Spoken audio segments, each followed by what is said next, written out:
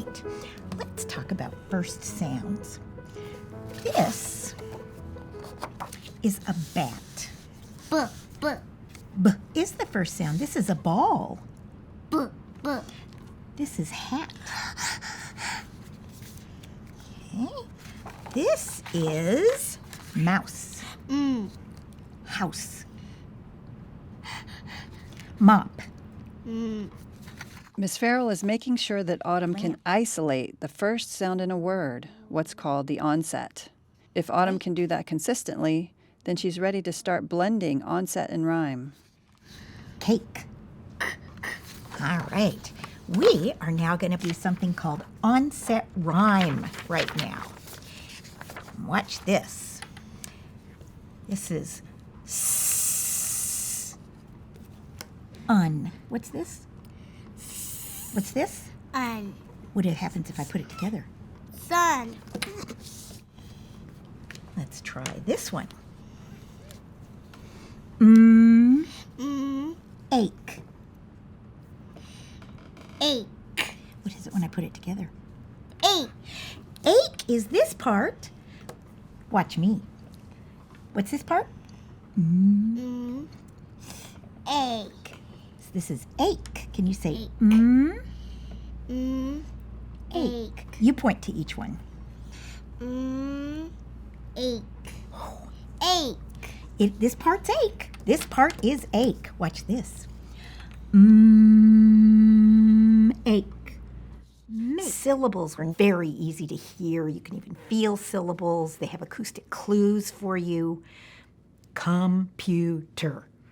They break cleanly. When I go and I do sh-ert, I don't really say sh-ert. I say shirt. It's one acoustic clue. Some people's brains just don't get that automatically. Oh, I can break up a syllable into two parts, and we have to teach them. So the way we teach them is by taking the beginning, onset, and rhyme, and we ask them to blend it. Okay, you do it. Go. Make. Okay. Make. Okay, so what's this part? What's this part? Ache. What's the word? Make. Okay, let's try this one. Got it? Ick. Ache. Say ick. Ache. Okay? Miss Farrell uses blank pieces of felt to represent each of the sounds. The felt helps Autumn think about parts of words and how she can blend them together, as she'll need to do once she's reading. Okay, watch me. Let's do this. Touch it. Ick. Ick. Now watch this. Ick. Sit. Can you say, you're saying sit. Say sick. Sick. Okay, now what's the word? This is ick. Touch and say. Ick. Sit. What? What was the word? Sit. Sit would be it. We're going to try this a different way. We're going to go like this. Okay, let's try this. Go sit. Sit. Now, when we learn that children have trouble blending the first part of a word, onset, with the rest of the word, we took the small felt, that was onset, it would be ick. The big felt was ick.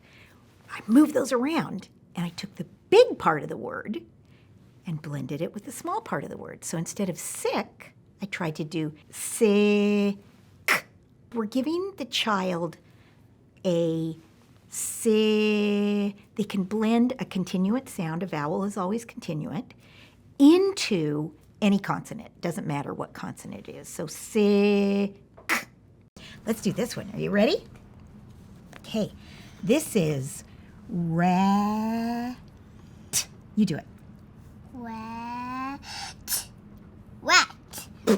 You got that one so fast. Tell me the parts again. Wet. Wet. Oh my gosh. Okay, got another one. You ready? Mop. Wait a minute. Mop. You touch each one and tell me the sounds. Mom. Mom. Get that p at the end. Can you say p at the end? P. Now go ma. Okay. Ma. P. Mom.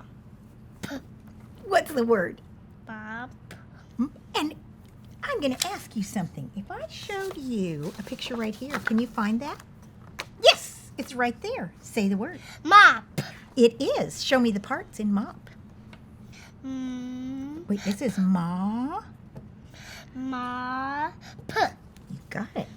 Autumn was obviously still learning this. Sometimes she could do it, and sometimes she can't. We want to make sure that Autumn has mastered all the pre-reading skills before we ever ask her to read. Before we ask her to blend letter sounds, s, I, t, into sit. If I'd had more time with her, I would have done about 5 words with her. This is moo, n, do what I do. And try to get her brain just to feel what it feels like. What I do know is that Autumn will master Onset Rime.